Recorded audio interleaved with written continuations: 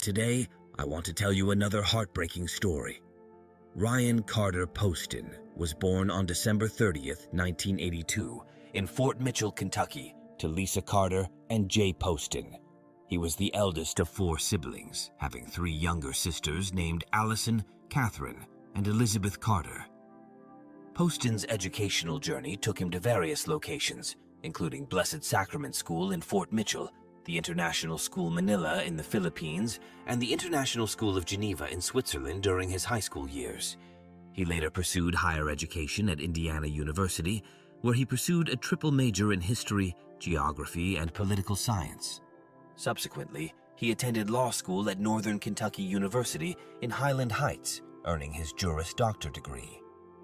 Following his education, Poston embarked on a career as an attorney, practicing law in Cincinnati, Ohio.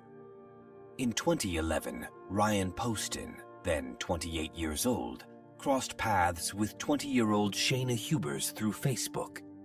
Their connection stemmed from Hubers being friends with Poston's step-cousin. Following their initial interaction, Poston and Hubers commenced a romantic relationship. At the onset of their relationship, Hubers was enrolled as a psychology student at the University of Kentucky in Lexington, situated approximately 80 miles away from Highland Heights, where Poston resided. Hubers graduated with honors cum laude and was actively pursuing a master's degree in school counseling at the time. On October 12, 2012, a Friday, 29-year-old Ryan Poston was at work, eagerly anticipating his evening plans. He had a date scheduled with Miss Ohio, Audrey Bolt, and was looking forward to it. Ryan resided alone in a condominium located in Highland Heights. That evening, upon finishing work, Ryan returned to his condominium to prepare for his date. He had arranged to meet Audrey at a bar at 9:30 p.m. However, when Audrey arrived at the designated bar, Ryan was nowhere to be found. That night, Emergency Medical Services, EMS, received a call originating from Ryan's condominium. The caller was identified as Shayna Hubers, Ryan's 21-year-old ex-girlfriend. Shayna, a graduate psychology student residing in Lexington, had been in an on-and-off relationship with Ryan for 18 months. Earlier that day, Ryan had informed colleagues that he had ended his relationship with Shayna and intended to inform her about his upcoming date with Audrey later that evening.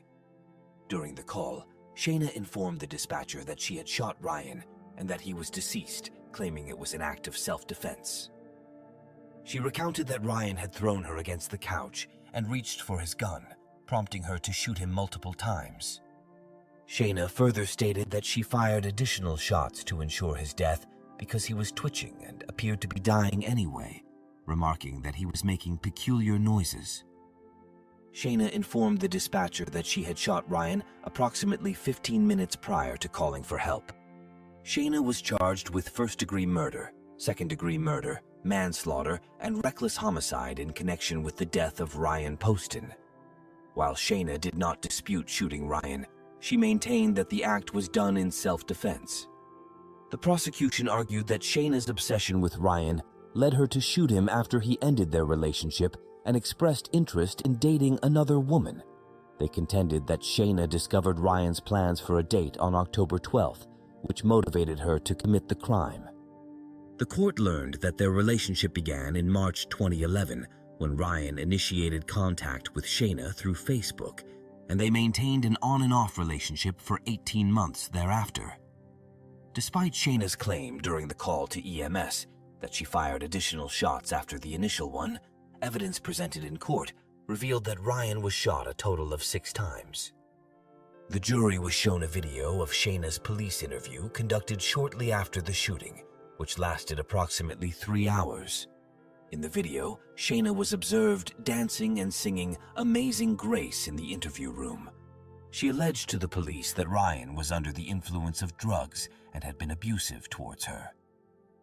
According to Shayna's account, on the evening of October 12th, Ryan allegedly subjected her to severe physical violence, throwing her around the room and causing her to collide with furniture, fall onto the floor, and even hit the television. After the alleged assault, Shayna claimed that Ryan sat at the dining table, shouting and expressing his hatred towards her.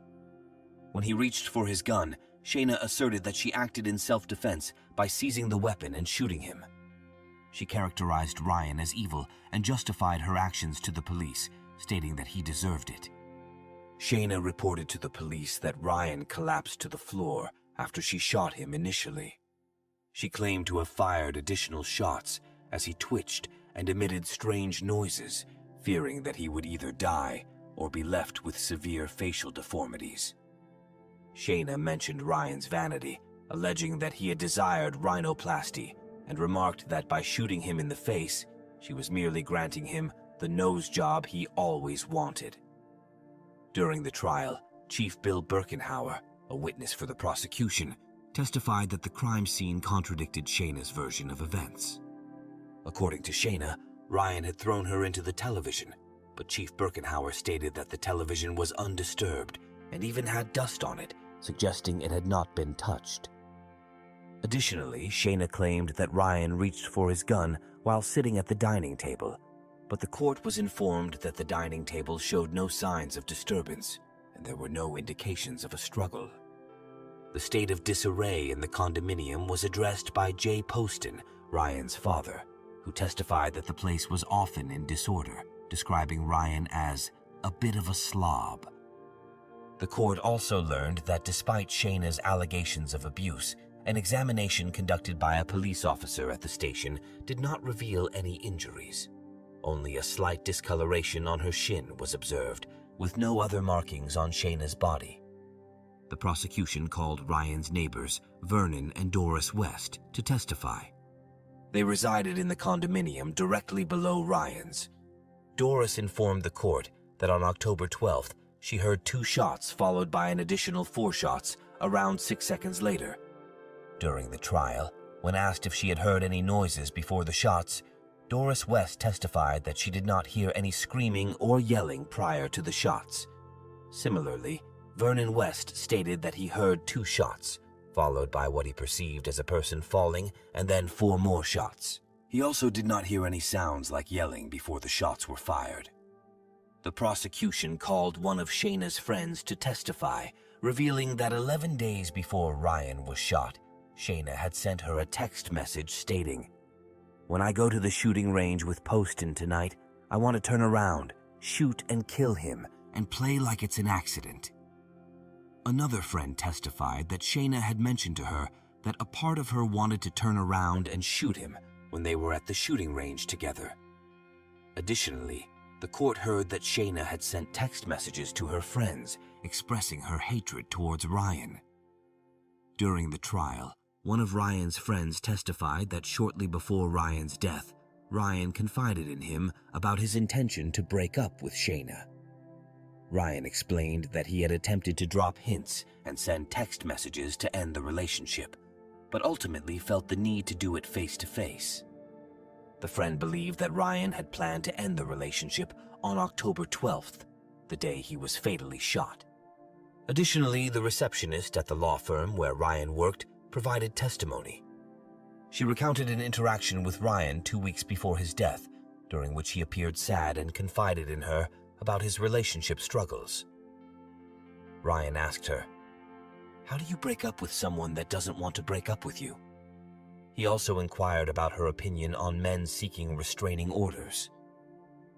On the day of his death, Ryan seemed happy at work, informing the receptionist about his upcoming date with Miss Ohio that night. The court learned that Ryan appeared apprehensive about telling Shayna definitively that the relationship was over. During the trial, the defense argued that Shayna shot Ryan in self-defense, presenting her as a victim of domestic violence. Shayna herself testified, providing insight into their tumultuous relationship. Shayna recounted that prior to November 2011, she and Ryan had occasional meetings and frequent texting. However, after November 2011, they experienced multiple breakups. According to Shayna, in April 2012, she confronted Ryan about derogatory remarks he had allegedly made about her to others. This confrontation led to an altercation, during which Shayna claimed Ryan physically assaulted her by throwing her onto the doorstep of his condominium and repeatedly hitting her body with the door as she attempted to gather her belongings and leave. Between April and July 2012, Shayna asserted that she and Ryan were not in a relationship. However, they reconciled in July 2012, with Ryan imposing certain conditions on their relationship. These conditions, as testified by Shayna, included demands for her to speak less, to pursue hobbies, and to engage in sexual activities with him and other women. Shayna testified that during their outings, Ryan would belittle her and make comments about her eating habits. On April 23, 2015, Shayna Hubers was found guilty of the murder of Ryan Poston after 5 hours of jury deliberation. Following the verdict, the jury recommended a 40-year prison sentence.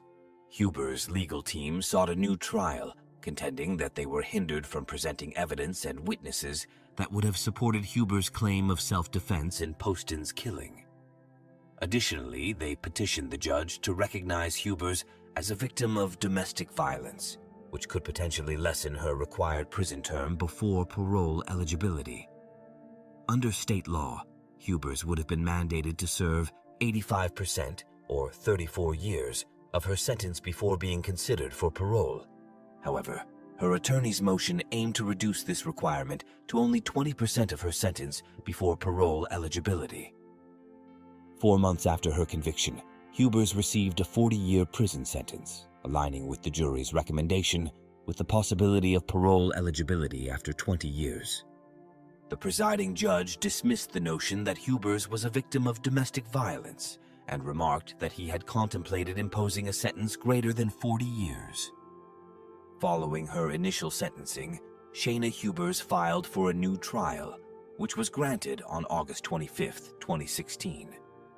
The conviction was overturned due to the revelation that one of the jurors had concealed a felony conviction, which violated Kentucky law prohibiting convicted felons from serving on juries. Subsequently, Hubers' new trial was scheduled to commence on September 18, 2017.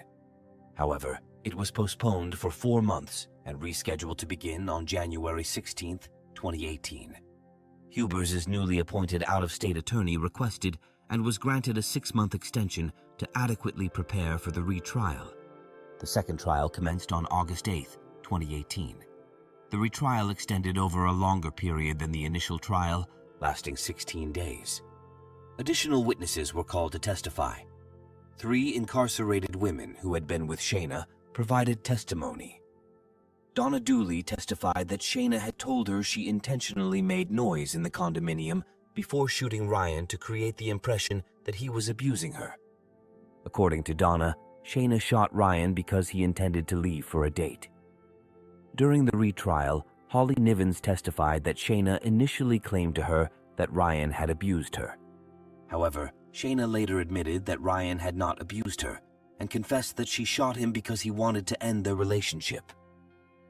Holly informed the court that Shayna recounted how Ryan attempted to avoid a confrontation by locking himself in his bedroom that night, but Shayna managed to pick the lock with a bobby pin to gain access. Cicely Miller, another inmate, testified that Shayna displayed a callous attitude when discussing Ryan's death. Shayna allegedly laughed as she spoke about the incident and admitted to killing Ryan because he wanted her to leave. All 3 inmates who testified asserted that Shayna exhibited no remorse whatsoever. Furthermore, Holly informed the court that while Shayna was incarcerated, she would feign tears during phone calls with her family, but would wink and smile at her fellow inmates simultaneously. During the retrial, Shayna testified again, acknowledging her possessive and controlling behavior throughout her relationship with Ryan. She admitted to frequently searching his phone, blocking women he was acquainted with on Facebook, and employing manipulative tactics to prevent him from leaving her, such as feigning a heart condition. Shayna confessed that whenever Ryan attempted to end the relationship, she would inundate him with multiple text messages and intrude into his condominium without invitation. Additionally, on October 1, 2012, Shayna impersonated a potential client of Ryan's law firm using a friend's cell phone, insulting him during the call. However, Shayna maintained that despite her controlling behavior, Ryan had been abusive towards her. According to her testimony, when she arrived at Ryan's condominium on the night of October 12th, He appeared angry and verbally abused her, labeling her as crazy and unstable.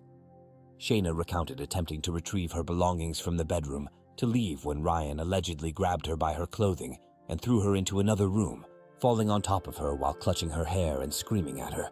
She described his eyes as usually blue, but claimed they appeared completely black that night. During her testimony, Shayna recounted the altercation with Ryan, stating that after managing to free herself from under him, they continued to struggle. She testified that her memory became hazy afterward, but she recollected sitting near the dining table and attempting to stand up, only for Ryan to push her back down. According to Shayna, Ryan then retrieved his gun, pointed it at her, and threatened her, asserting he could get away with it. She claimed that after Ryan momentarily set the gun down and walked away, he returned to the dining table and reached for the weapon. It was at that moment, as she testified, that she seized the gun and shot him. Shayna admitted to calling her mother before contacting 911. Despite Shayna's assertions of self-defense, the jury at her retrial did not believe her version of events and found her guilty of murder. Consequently, she received a life sentence, longer than the sentence imposed during her initial trial.